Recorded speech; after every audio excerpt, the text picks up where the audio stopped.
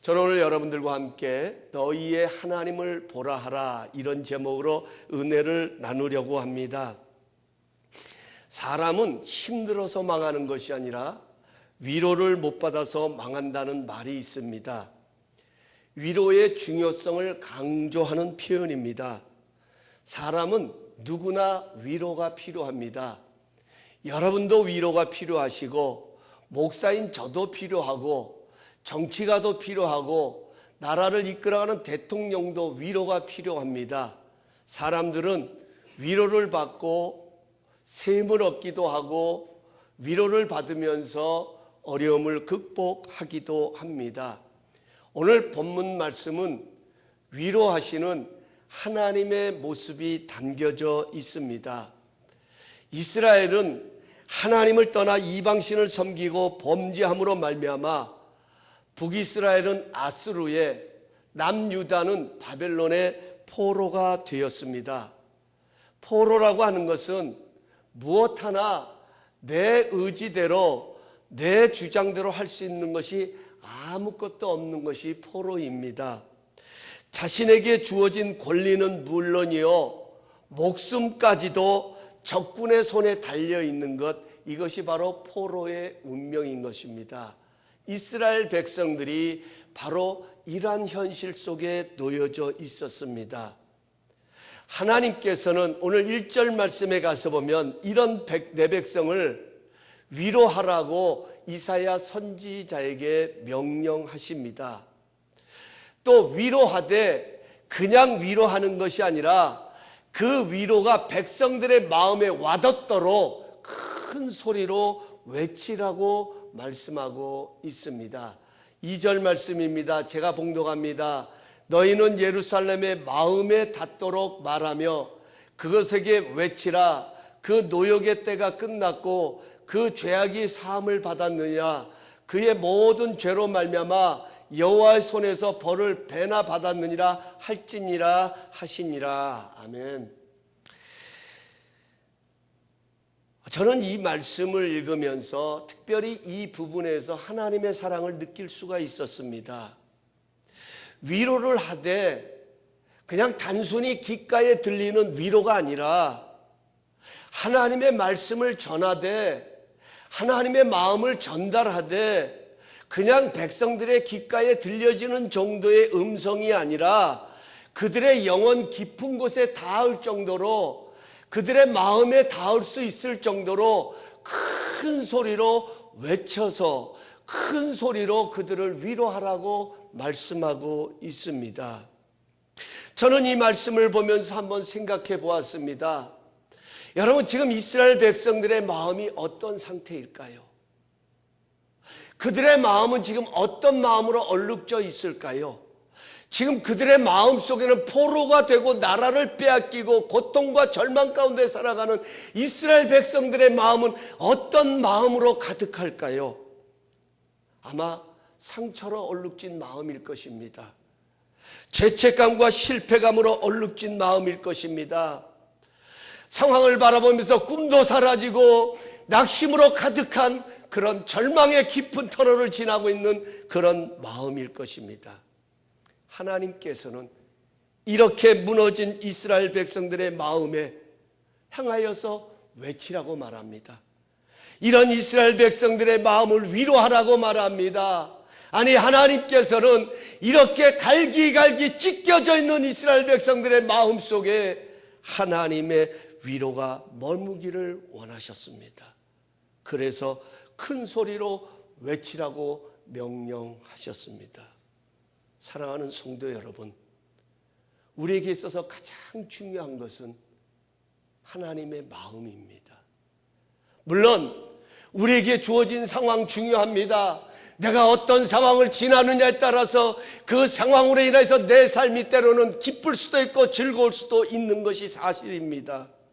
그러나 그 상황보다 중요한 것은 그 상황을 향한 하나님의 마음이 더 소중하다는 것입니다. 우리 함께 한 목소리 읽었던 예레미야 29장 11절은 말씀합니다. 너희를 향한 나의 생각을 내가 아나니, 하나님의 생각을 하나님이 표현하십니다. 평안이요 재앙이 아니라 너희에게 미래의 희망을 주는 것이니라. 하나님의 마음은 재앙이 아니라 평안이요 미래의 희망이 되는 것이라고 말씀합니다. 뭐가 믿음입니까? 갈기갈기 찢겨져 있는 이 상황 속에서, 아니 이런 마음 속에서 이런 마음을 가지고 살아가면서 어디에 소망을 둘 수 있으며 어디에 희망을 둘 수 있으며 어디서 위로를 받을 수 있단 말입니까? 하나님의 마음입니다. 재앙이 아니라, 아니요, 그 상황은 분명히 재앙 같은 상황입니다. 멸망의 상황입니다. 희망이 보이지 않는 상황입니다. 그러나 하나님의 마음은 재앙이 아니라 평안이요 미래의 희망이 되게 하려는 것이니라. 여러분, 상황을 붙들면 고통입니다. 상황을 붙들면 우리가 힘을 얻고 용기를 얻을 수 있는 것 아무것도 없습니다. 그러나 하나님의 마음을 붙들면 치유가 일어납니다. 하나님의 마음을 붙들면 회복이 일어납니다. 하나님의 마음을 붙들면 믿음이 생기고 담대한 용기가 거기서 살아나게 되는 것입니다. 오늘 하나님께서 이사야 선지를 통하여 힘차게 외치라고 그 고난 가운데 있는 이스라엘 백성을 위로하시는 말씀은 세 가지였습니다. 첫 번째로는 너희의 고통이 끝났다 하는 겁니다. 두 번째로는 너희 죄가 사하여졌다는 것입니다. 세 번째로는 하나님께서 너희 가운데 찾아오신다는 것입니다.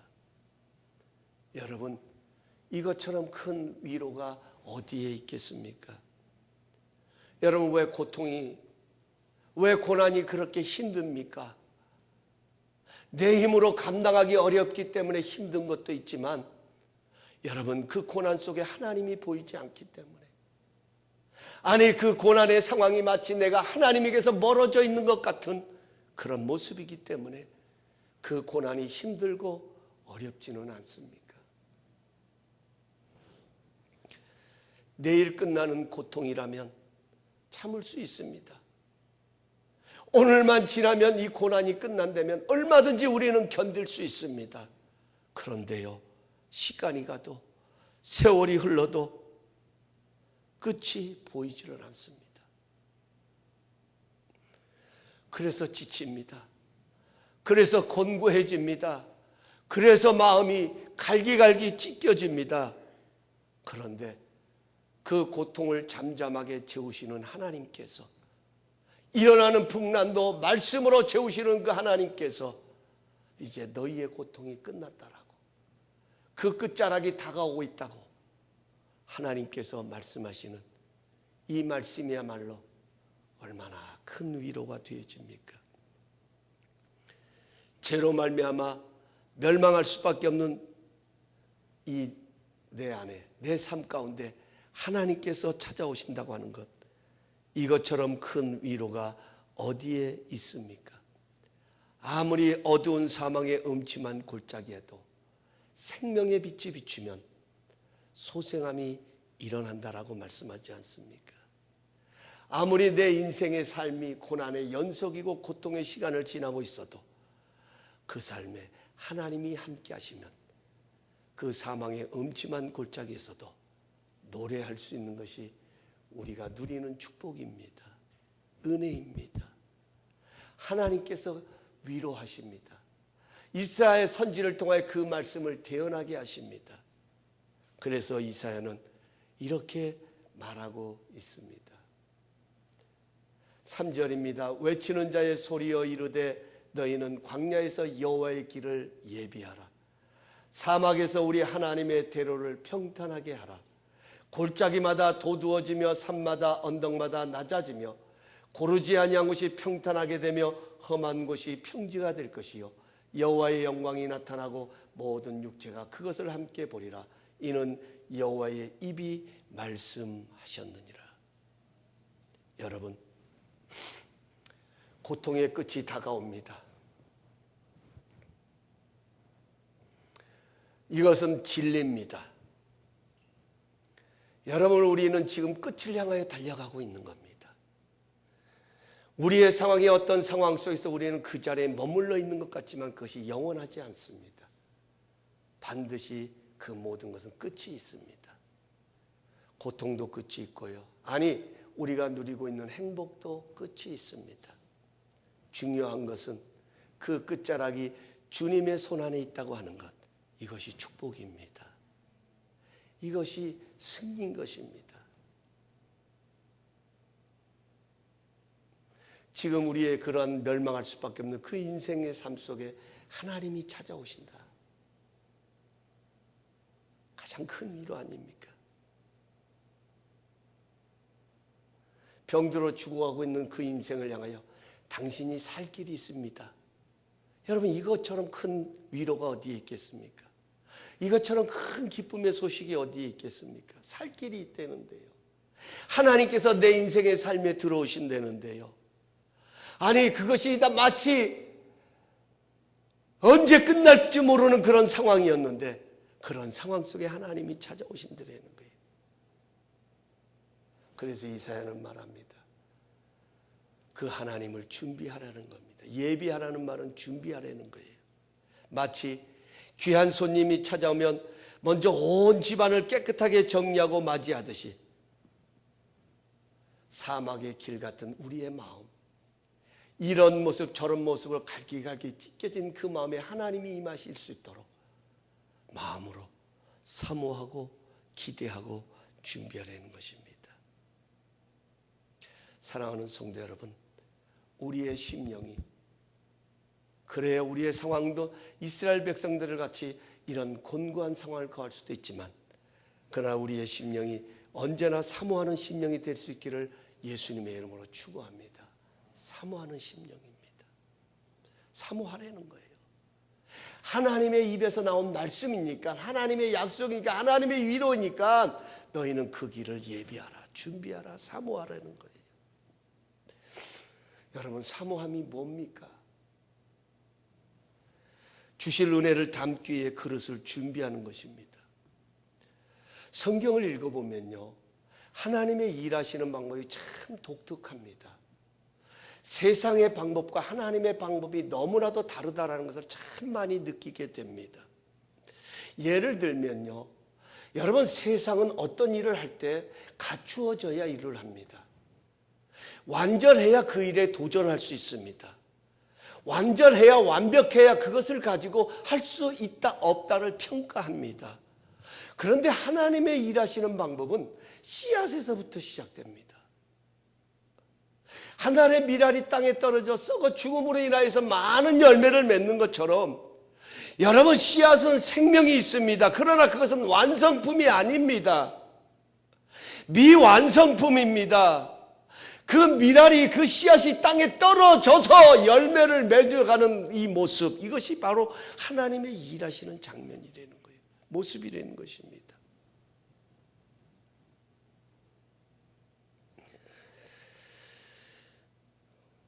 하나님의 임재하심은 갖추어진 곳에 임하시는 것이 아니라 사모하고 기대하고 준비된 마음에서부터 하나님의 오심은 시작된다는 거예요. 하늘의 미랄이 땅에 떨어져 죽음으로 많은 열매를 맺는 것처럼,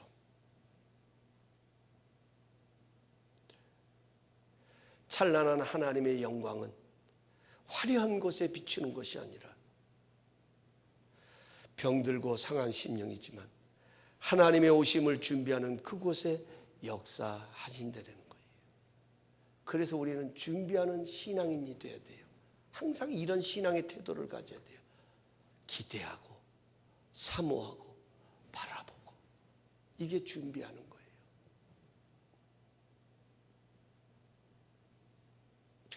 지난주에 우리 오영철 목사님께서 하나님의 나를 사모하라는 그런 제목으로 말씀을 주셨어요. 주님의 나를 사모하는 것. 이게 바로 우리의 신앙인들의 삶의 태도고 모습이라는 것입니다.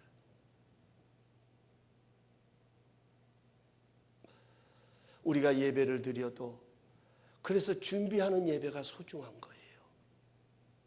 우리가 찬양을 드려도 내 실력이 없어서가 아니라 내가 부족해서가 아니라, 아니요, 내 실력은 갖추어져 있습니다. 내 경력만 해도 엄청납니다. 그러나 그럼에도 불구하고 그때 주시는 은혜가 있기 때문에, 시간마다 주시는 그분의 새로운 은혜가 있기 때문에 우리는 늘 새로운 마음으로 준비하는 거예요. 기대하는 거예요. 거기에 하나님의 임재하심의 역사가 찬란한 영광으로 비추게 되는 겁니다. 무엇을 하든지 이런 마음과 자세를 가져야 된다는 거예요. 여기에 진정한 하나님의 위로를 경험할 수 있다는 것입니다. 그래서 9절 말씀에 가서 보면 하나님께서는 이사야 선지자에게 이렇게 외치라고 명령합니다. 어떻게 준비해야 되는지. 9절 우리 다시 한번 읽어보십시다. 9절 말씀 우리 함께 읽습니다. 시작. 아름다운 소식을 시온에 전하는 자여, 너는 높은 산에 오르라. 아름다운 소식을 예루살렘에 전하는 자여, 너는 힘써 소리를 높이라. 두려워하지 말고 소리를 높여 유다의 성읍들에게 이르기를 너희의 하나님을 보라 하라. 아멘. 우리 따라 하십시다. 너희의 하나님을 보라. 여기 보라는 말은 원어에 가서 보면 주목하라는, attention이라는 이런 원어를 사용합니다. 여러분, 여러분의 삶에 진정한 하나님의 위로가 필요하십니까? 정말 내 삶에 은혜로 찾아오시는 그런 하나님의 사랑을 더 깊이 경험하기를 원하십니까? 만약 정말 여러분들이 그런 원함이 있고 기대감이 있다면 오늘 성경은 이렇게 말씀하십니다. 너희의 하나님을 보라, 주목하라. 너희의 하나님에게 관심을 기울여라. 상황은 힘들고 고통스럽고 어렵지만 이런 상황 속에서도 진정한 하나님의 위로를 경험하기를 원한다고 하면 너희의 하나님을 주목해라. 관심을 기울여라.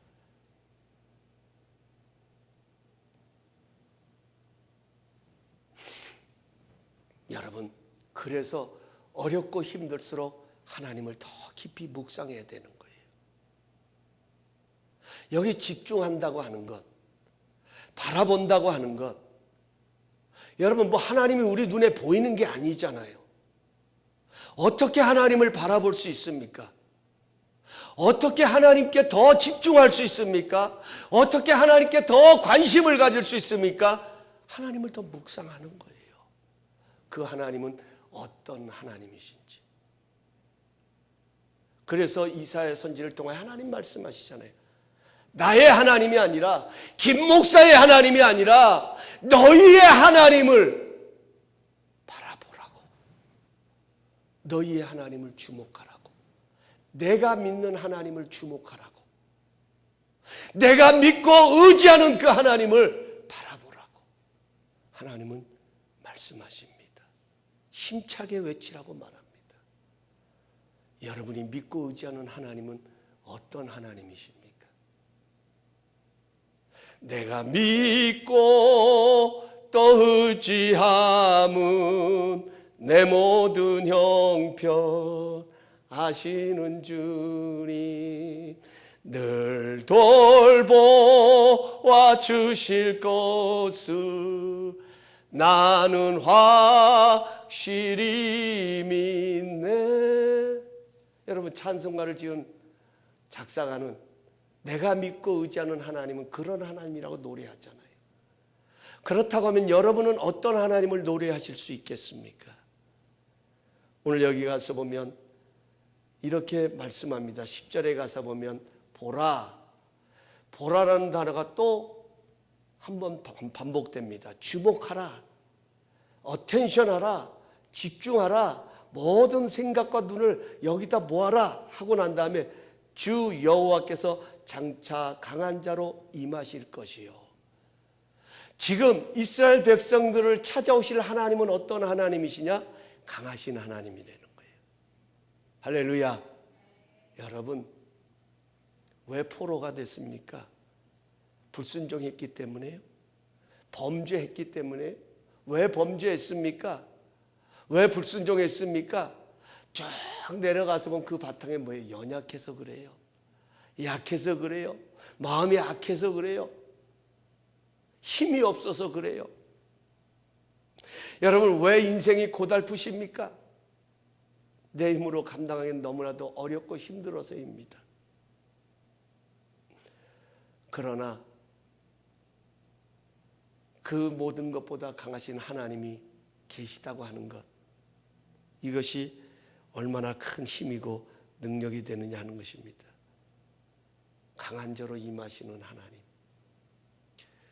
내가 감당할 수 없는 그 원수 앞에 강력한 파워를 가진 그런 권세자로 임하실 그 하나님, 그를 주목하라는 거예요. 그를 묵상하라는 거예요. 그를 바라보라는 거예요. 우리 하나님 말씀 읽어보십시다. 민수기 24장 8절 말씀. 하나님이 그를 애굽에서 인도하여 내셨으니 그 힘이 들소와 같도다. 하나님의 강력한 힘을 지금 표현하고 있는 겁니다. 그 힘이 얼마나 강력했던지 들소와 같도다. 그의 적국을 삼키고 그들의 뼈를 꺾으며 화살로 쏘아 깨뜨릴도다. 얼마나 강력한 힘인가를 노래하고 있습니다. 또 사무엘상 2장 9절은 이렇게 말씀합니다. 그가 그의 거룩한 자들의 발을 지키실 것이요 악인들을 흑암 중에 잠잠하게 하시리니 힘으로는 이길 사람이 없음이로다. 또 시편 59편 16절 17절입니다.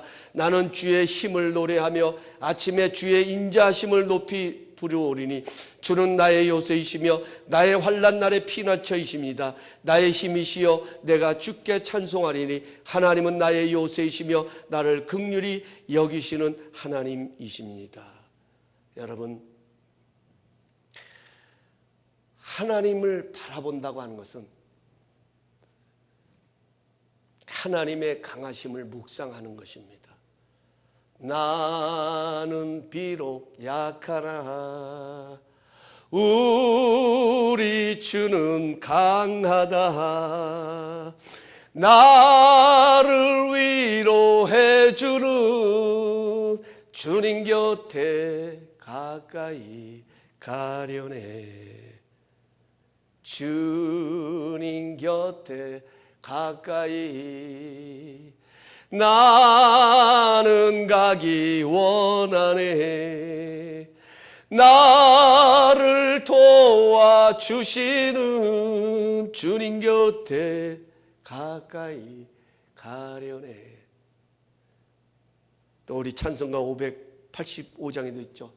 내 주는 강한 성이요 방패와 병기 되시니 큰 환난에서 우리를 구하여 내시리로다.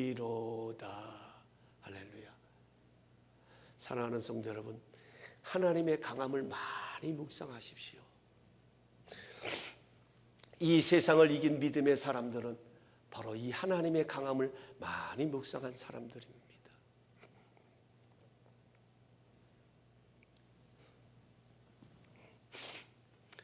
하나님의 강함이 있으시기에 하나님은 우리의 위로자가 되어 주실 수 있는 겁니다. 두 번째로는 이렇게 또 말씀합니다. 친히 그의 팔로 다스리실 것이라. 친히 그의 팔로 다스리실 것이라. 우리가 묵상해야 될 하나님은 어떤 하나님이시냐? 친히 그의 팔로 다스리시는 하나님이시다. 여러분, 성경에 가서 보면 하나님의 팔은 강한 팔로, 능력의 팔로 표현되고 있습니다. 하나님은 영이십니다. 하나님은 우리같이 이런 육체를 갖고 계신 분이 아니십니다. 그럼에도 성경은 때로는 그 하나님의 강함을, 하나님의 위대함을 노래하고 또 표현할 때에 우리의 언어로 하나님의 강력한 그런 팔을 소개하는 것을 보게 됩니다. 왜 하나님의 팔이 강한 팔일까요? 하나님의 팔은 이 세상을 붙들고 있는 능력의 팔이기 때문에 그렇습니다. 우리의 삶만을 주장하시는 것이 아니라 지금 이 세상의 손이, 이 세상의 모든 것이 하나님의 손에 있는 거예요. 하나님의 팔에 있는 거예요. 그래서 모세는 출애굽기 15장 16절에 홍해를 건너고 난 다음에 이렇게 노래합니다. 놀람과 두려움이 그들에게 임하며 주의 팔이 크므로 그들이 돌같이 침묵하여 싸우니 여호와여 주의 백성이 통과하기까지 곧 주께서 사신 백성이 통과하기까지였나이다. 하나님의 팔이 얼마나 위대했든지 그 팔을 바라보자 애굽 사람들이 침묵했다는 거예요. 물속에 다 잠겨버렸습니다. 그리고 그 하나님의 능하신 팔이 이스라엘 백성들이 홍해를 건너기까지 600만이라고 하는 그 대군들이, 그 안에는 병자도 있고 어린 자도 있지만 그들이 다 그 땅을 통과하기까지 끝까지 하나님께서 그들을 보호하셨다 하는 거예요. 시편 89편 13절에 이렇게 말합니다. 주의 팔에 능력이 있사오며 주의 손은 강하고 주의 오른손은 높이 들리우셨나이다. 또 역대상 29장 12절에 부와 기가 주께로 말미암고 또 주는 만물의 주제가 되사 손에 권세와 능력이 있사오니 모든 사람을 크게 하심과 강하게 하심이 주의 손에 있나이다. 모든 것이 하나님의 능력의 팔에 있다는 거예요. 여러분, 지난주 우리 프랑스 시니에서 테러가 일어났습니다. 그래서 온 세상이 참 경악을 금치 못하고 또 한 번 슬픔에 잠기는 그런 안타까운 시간이 있었습니다. 참 그런 일들을 볼 때마다 우리 사람들은 아마 그런 생각을 가질 수도 있어요. 참 하나님은 왜 저런 악한 것들을 그냥 두고 보고 계실까 하는 거예요. 하나님께서 그냥 손을 보시면 저 악한 무리들을 뽑아버리시면, 제하여 버리시면 이 세상에 저런 슬픔도 없고 어려움도 없을 텐데 왜 하나님은 그냥 지켜만 보고 계시는 것일까? 이렇게 표현하시는 분들도, 생각하시는 분들도 있을 수 있어요. 여러분, 그런데요, 그 말의 미닝에 가서 보면 어떤 미닝을 담고 있습니까? 하나님은 능히 그렇게 하실 수 있는 분이라는 거예요. 그렇지 않습니까? 그 표현이 그거예요. 하나님은 저 사람들도 어떻게 하실 수 있는 분인데 왜 저렇게 놔두시느냐 하는 겁니다. 여러분, 궁금하십니까? 하나님의 사랑 때문이에요. 거기에도 하나님의 사랑이 있다는 걸 아셔야 돼요. 여러분, 하나님께서 우리가 행하시는 선과 악의 기준을 가지고 하나님이 판단하시고 심판하시고 하나님이 손을 봐주시기를 시작하신다고 하면 여러분, 거기에 나도 포함될 수 있다는 거예요. 여러분, 우리가 분명한 것은 테러를 일으킨 사람만 멸한다고 해서 세상이 평화로운 것이 아닙니다. 내 안에 있는 죄성은 어떻게 하시려고요? 여러분, 그 악한 사람들이 처음부터 그렇게 됐습니까?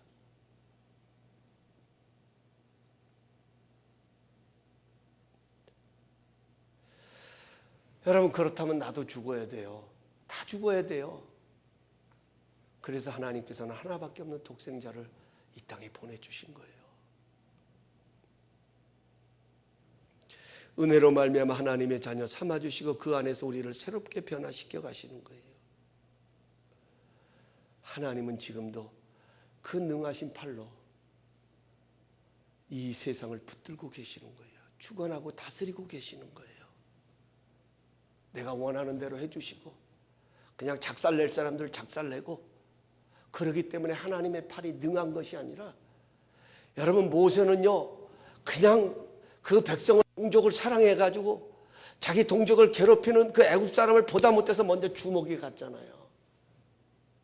여러분, 그것은 강한 것이 아니에요.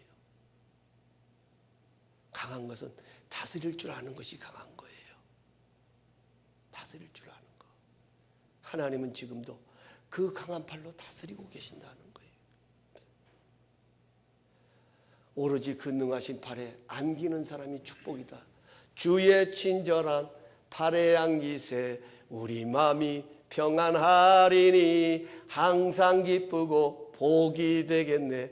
영원하신 팔에 안기세 주의 팔에 영원하신 팔에 안기세 주의 발에 영원하신 발에 안기세.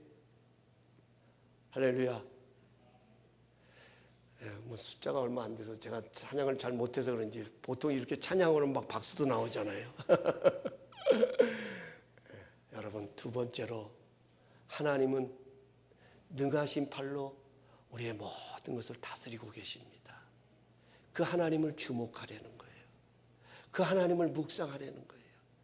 그래요. 내게 처해 있는 상황이 때로는 힘들고 어렵고 참 우리 눈에 보이는 것은 참 보잘것없을 수 있어요. 이 상황을 붙들면 여기 무슨 위로가 있어요? 이 상황을만 바라보고 있고 이것만 묵상한다면 여기 무슨 희망이 있어요? 하지만 이것을 다스리시는 하나님의 능하신 팔이 있고 우리가 믿음의 눈을 열어 그 하나님 능하신 팔에 안겨있는 모습을 볼 때 여러분, 이 연약함도 우리에게 위로가 되고 소망이 되고 희망이 되는 줄로 믿습니다. 너희 하나님을 보라 하라. 세 번째로는요, 이런 말씀이 있습니다. 상급이 그에게 있고 보응이 그의 앞에 있으며. 우리가 묵상해야 할 하나님은 어떤 하나님이시냐? 상급이 있고 보응하시는 하나님이시다 하는 겁니다. 여러분, 그 상급이 무엇일까요? 지난주에 참 제가 은혜로운 간증을, 우리 목사님들 월요일날 모임이 있어서, 지방에 모임이 있어서 참석했다가 이렇게 같이 차를 타고 오시는 목사님한테 간증을 듣게 됐어요. 참 제가 사랑하고 아끼는 참 후배 같은 목사님이신데, 이분이 젊은 사역을 하세요. 그래서 거의 젊은이들이 주류를 이루고 있습니다. 근데 이분이 그 아리조나 이 교회에서 여름에 이제 단기 선교로 아리조나 투산에 있는 그 인디안 부족의 선교를 가게 됐어요. 그런데 그 가보신 분들이 계시는지 모르겠어요. 저도 아직 못 가봤어요. 가봐야 되겠다, 가봐야 되는데 아직 못 가봤지만 많은 이야기를 들었습니다만 거기는 순 마약하는 사람들이래요. 그리고 인디안들이 이렇게 따로 부족을 이루고 있기 때문에 따로 이렇게 격리돼서 수용되어 있습니다. 그런데 이 교회 상황이 그들을 가서 한 100여 명 이상 되는 사람들을 이제 서포트하고 섬겨야 되는데 재정적인 능력이나 음식 준비나 여러 가지가 너무 부족하대요. 미약하고. 여러분 아시다시피 젊은 사람들이 참 열정은 있어도 여러분 이 주머니 사정은 넉넉하지 못하잖아요. 우리 교회에 계시는 우리 성도님들의 자녀분들은 다 넉넉하니까 걱정 없지만 이 넉넉하지는 못하잖아요. 그러니까 그런 분들과 함께 그 선교 사역을 준비하려니까 얼마나 힘들었는지 처음에는 포기하고 싶었대요. 도저히 할 수가 없어서 불가능하게 생각해서. 그런데 그 중에 한 우리 그 리더 몇 분들과 이제 미팅을 하는데 될 수 있는 대로 할 수 있는 대로 해가지고 가시자고. 그럼 막 기도를 하고 이제 갔어요. 갔는데 그 현지에서 그 사역을 담당하시는 그 교회 목사님이 투산에서 어느 교회 부목사님으로 사역을 하시다가 그 교회를 사임하고 오셔서 이 사역을 하시게 된 거예요. 이분들을 서포트하고 돕는 사역을 하게 됐는데 거기에 성도님들이 같이 협력하는 성도님들이 많이 계신데 다 떠나고 두 분만 남았답니다. 도착해서 보니까. 그런데 이 두 분들도 이제 이번 사역만 하고는 떠나야 되겠다라고 생각을 하고 있었대요. 마음을 먹고 있었대요. 그런데 이 젊은이들이 와가지고 헌신적으로 그렇게 음식을 시간 되고 그들을 위해서 헌신적으로 섬기고 선교하고 전도하고 이런 그 모습을 보면서 이 두 분의 마음이 움직이기를 시작한 거예요. 야, 지금까지 우리가 얼마나 귀한 사역을 했던 것인가.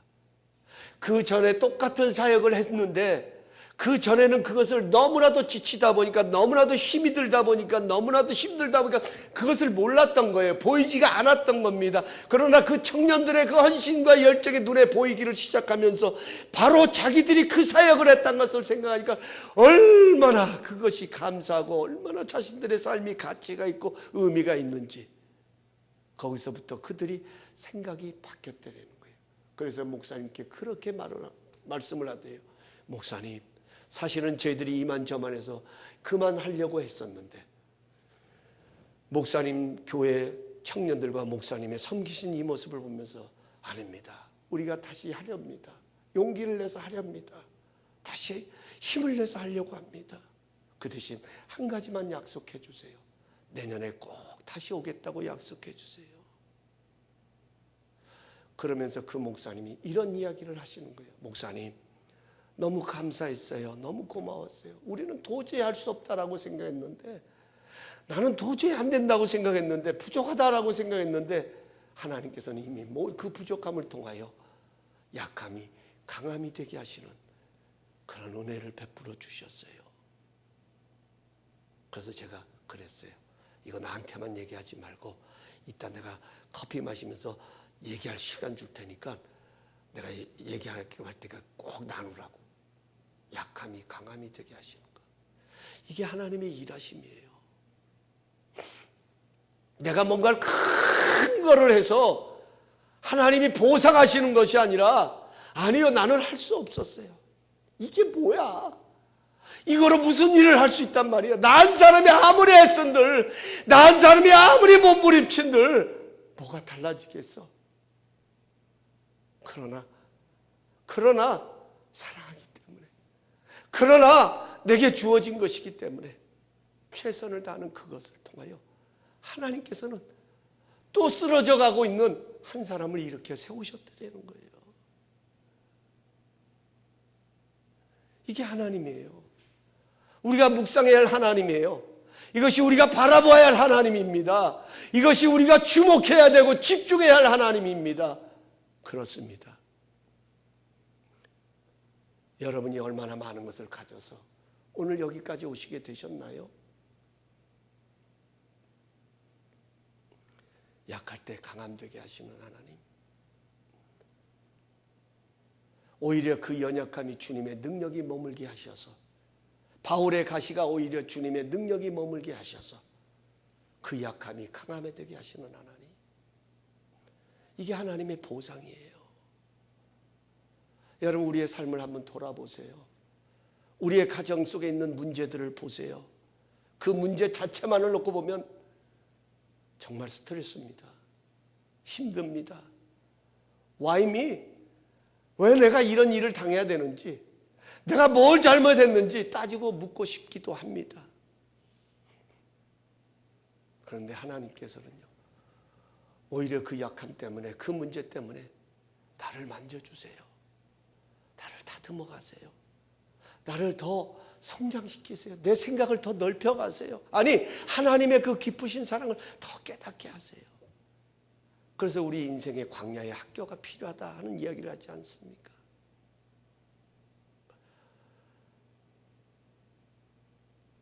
보상하시는 하나님, 보응하시는 하나님이십니다.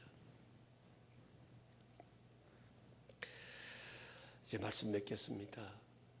너희 하나님을 주목하라. 너희 하나님을 보라 하라. 저는 이 말씀을 읽으면서 우리 교회를 떠올리고 제 자신을 떠올리고 우리 성도님을 떠올리면서 하나님께서 이사야 선지자에게 말씀하신 것처럼 저에게 말씀하신 것 같았어요. 김 목사야, 내 백성을 위로해라. 그 백성이 잘난 백성이 아닙니다. 부족함의 투성입니다. 그럼에도 하나님은 내 백성이라고 부르십니다. 내 백성을 위로해라.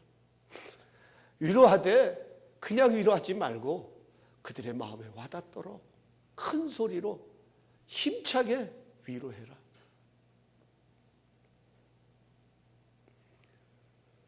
고통은 반드시 그 주님의 손에서 끝이 난다 하는 겁니다.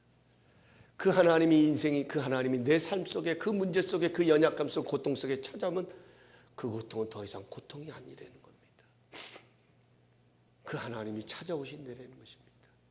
인지하신다는 것입니다. 그것을 예비하라. 준비하라. 어떻게 해요? 너희의 하나님을 보라 하라. 너희의 하나님을 보라 하라. 오늘 말씀 한 절 제가 읽고 이제 말씀 맺으려고 합니다. 7절 8절입니다. 6절부터 제가 읽을게요. 말하는 자의 소리여 이르되 외치라. 대답하되 내가 무엇이라 외치리까? 이사야가 물은 거예요. 하나님 앞에. 하나님, 내가 뭐라고 외칠까요? 알겠습니다. 외치겠습니다. 내가 뭐라고 외칠까요? 그랬더니 하나님이 이렇게 말씀하십니다. 모든 육체는 풀이요 그의 모든 아름다운 들의 꽃과 같으니 풀은 마르고 꽃이 시들은 여호와의 기운이 그 위에 불미라. 이 백성은 실로 풀이로다. 풀은 마르고 꽃은 시드나 우리 하나님의 말씀은 영원히 서리라 하라. 풀이랍니다.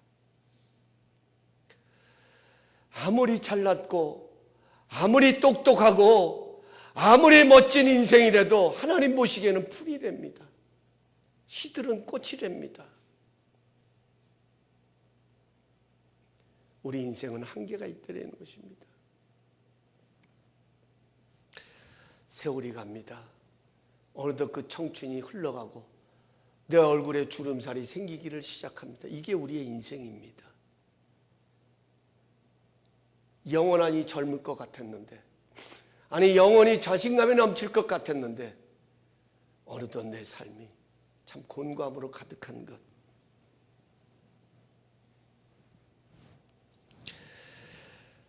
그러나 하나님 말씀하십니다. 때로는 피는 것 같다가도 어느새 시들어버리는 꽃과 같을 수 있다는 거예요. 아무리 잘 나가는 성공도 시들 때가 있다는 거예요.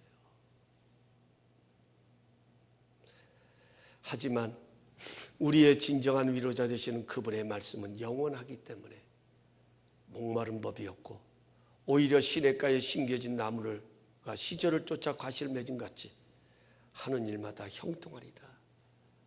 이게 하나님의 메시지였습니다. 어려우십니까? 힘드십니까? 길이 보이지 않아 답답하십니까?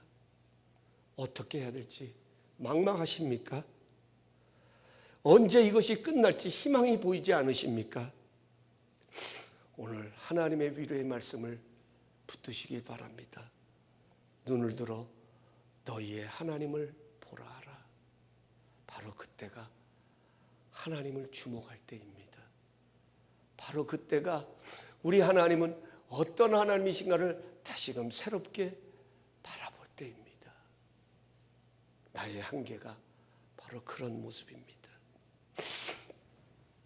강한 자로 원수와 싸우시면서 능한 팔로 어린 양 같은 나를 품에 안으시고 먹이시고 온전히 인도하시는 그 하나님을 주목하라는 것입니다. 이번 한 주간 주님의 능력의 팔에 안겨 계시는 우리의 모습을 믿음의 눈을 열어 바라보실 수 있기를 바랍니다. 힘들지만 어렵지만 그래도 어린 양 같은 나를 품에 안으시고 지금도 내가 가야 할 하나님이 원하시는 그 자리로 나를 인도해 가시는 그 하나님의 사랑의 손길을 믿음의 눈을 열어 묵상하시고 바라보실 수 있길 바랍니다. 바로 거기에 하나님의 진정한, 아니 다시금 소생할 수 있는 살아나는 그런 회복의 역사가 일어나게 될 줄로 믿습니다. 이런 축복의 한 주간이 되시기를 예수님의 이름으로 축원합니다. 우리 주신 말씀 생각하시면서 우리 기도하십시다.